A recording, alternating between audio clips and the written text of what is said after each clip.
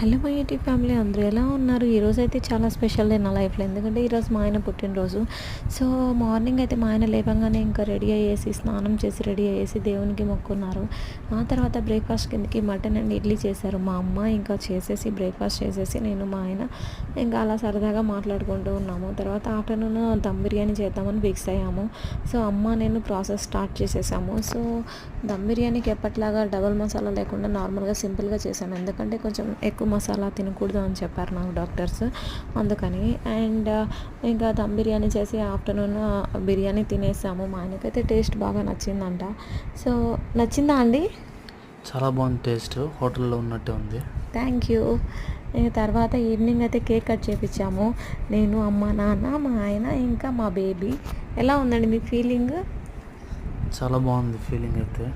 మా ఆయన thank you so much. Welcome. మా ఆయన అయితే ఎమోషనల్ కూడా అయ్యారు. Thank you.